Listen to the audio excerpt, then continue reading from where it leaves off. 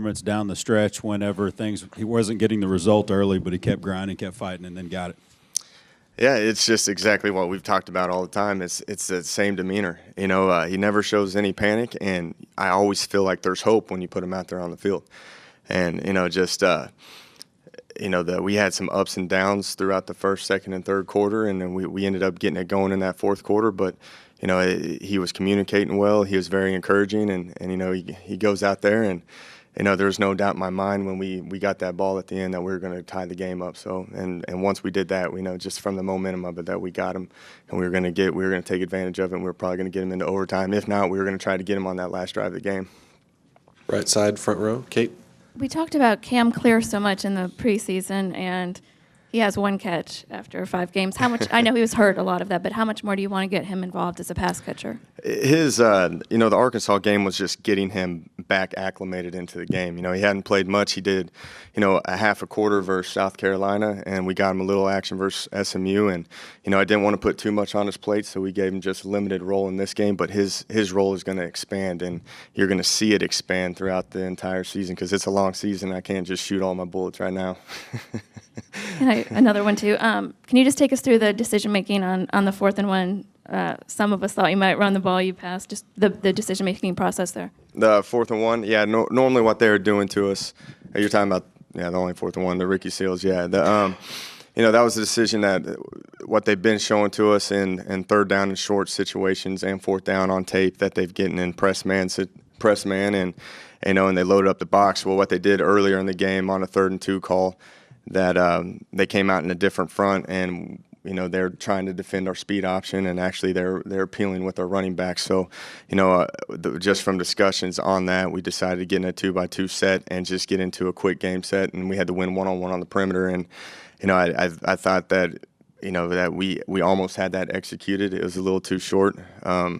It was a tough throw, but, at the same time, I think he can make that catch and Kenny can make a better ball. But, that the decision on that was they were stopping us pretty good in those heavier sets, at times in those 3rd and short situations. So going in the 4th down, we thought that it was the best opportunity for us to get it out there and throw it.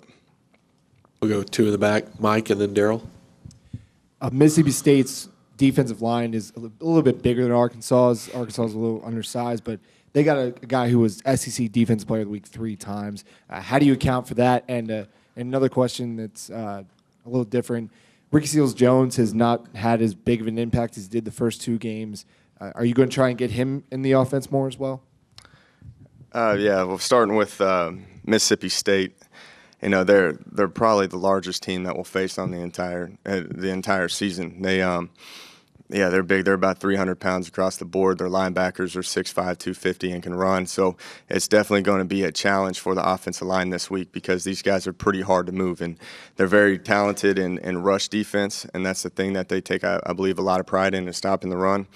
But at the same time, we have faced them before. We're familiar with them. They have 10 returning starters, so, majority of our offensive line have seen these guys play. So we know the task at hand, and it's going to be a tough one. And, it's definitely it's going to be a pretty tough challenge for those offensive line to move these guys. But I think they're ready and looking for it, and you can sense the excitement from them Sunday during our team meeting.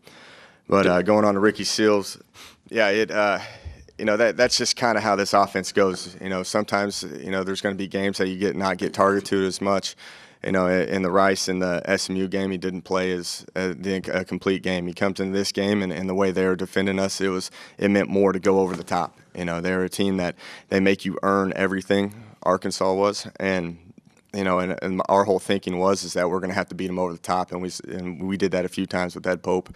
But definitely you'll see Ricky's role, depending on the team and the scheme that we play and how they're playing us. That if that opportunity comes, you're going to see Ricky get a lot of touches. Go back to the back, Daryl. Thank you. Mississippi State's defense seems to lock down pretty well when they get in the red zone. I think they top the SEC in red zone defense. Do they do anything differently, or is that just the shorter field?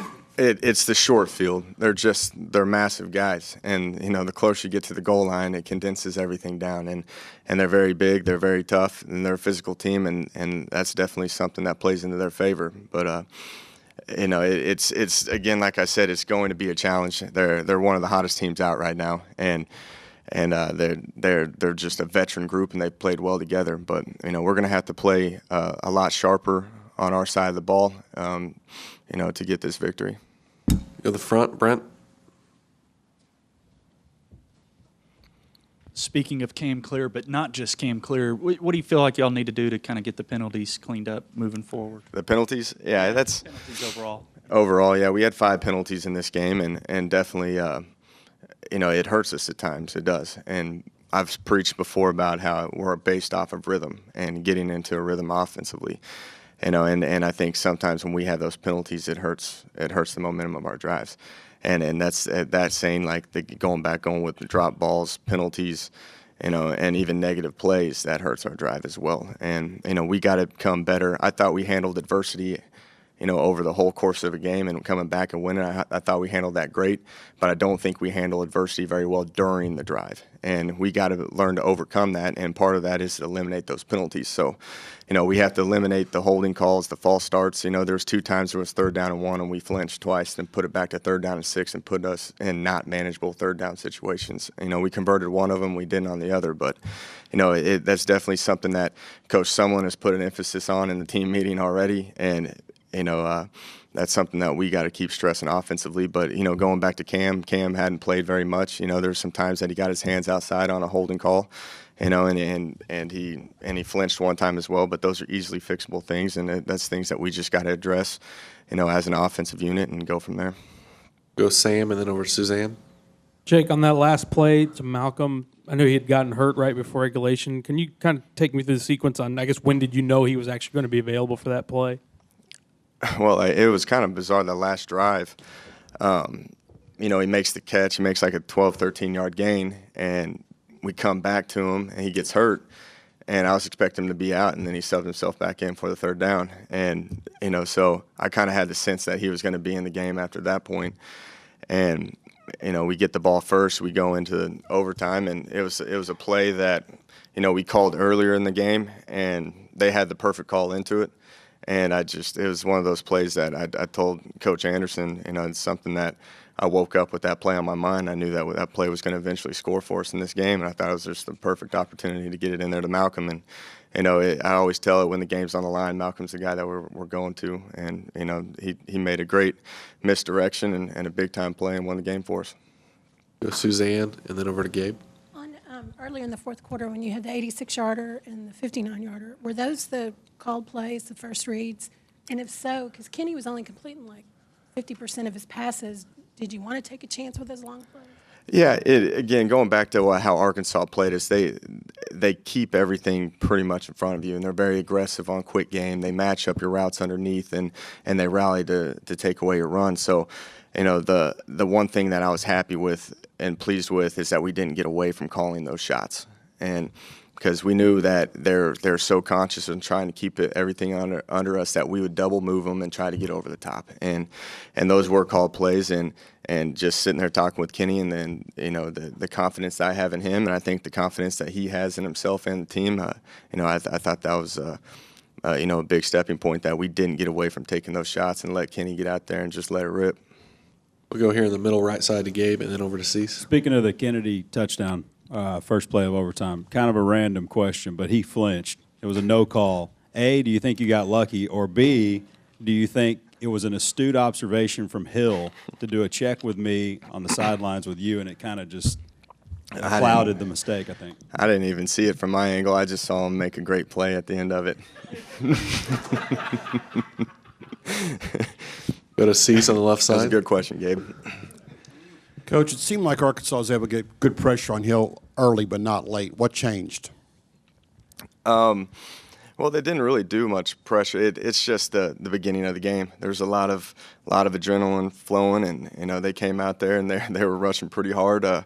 The first drive, I knew they were going to come out, so we added some tight end sets, and we tried to get it on the perimeter, which we did a couple of times, and then we got a screen to Josh Reynolds real early too, because I knew they'd be fired up and I knew they'd be teeing off on us. So, that's just part of it. As the game goes on, they're naturally just going to wear down just from the tempo and just being out there and making them run sideline to sideline. So, at the beginning, definitely there was a lot of energy, and I think that it calmed down as the game went on. Go Kate here in front on the right side. Speaking of penalties, is your backup center, Ben Compton, ever going to get a chance to score a touchdown again? Well, that was my whole goal for the entire week, and I told him that when we get inside the 5-yard line, this is the first play that we're going to call. And, we got down there.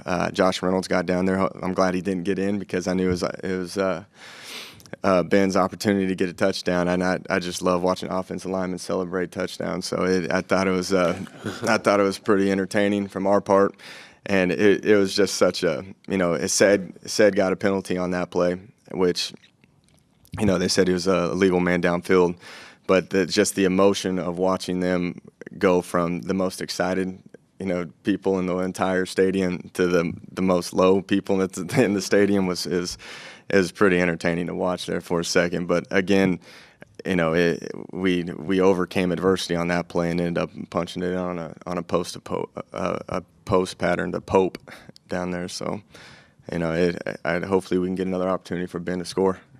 Got time for a couple more. KO on the left side. Coach, you were in the thick of things down on the sideline. How important was it for you guys to score on the very first play of overtime? I kind of was running out of things to call at that point. So I looked at BJ, Coach Anderson, and Coach Beatty, and I was like, listen, we're running this play, and I think we're going to score, and I really didn't have another plan after that. My thinking was that I was going to go back to what was working throughout the fourth quarter, but we had the intentions that we were going to score on that first play. Go here, middle.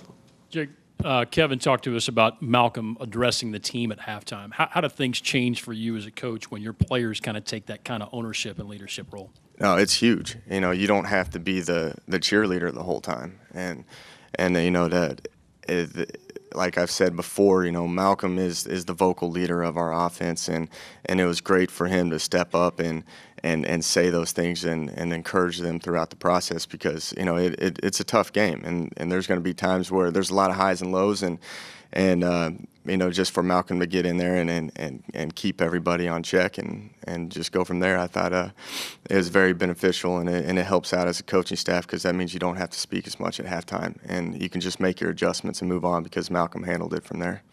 We'll wrap it up on the right side. Aisle with Sam. Not having Brandon Williams the rest after that first drive, did that kind of throw a little bit of a wrench in the plans offensively? A little. I like the energy that Brandon Williams brings. I think he plays with a lot of emotion, and again, they're all three different backs, and I thought he has a great ability for hitting speed around the corner, and I had a lot of plays predicated off of him, but at the same time, I think the other two guys can get out there and make plays too. So it really didn't change any of the play calling for me. I think we missed his energy at times. All right, thanks, Bev. Appreciate it.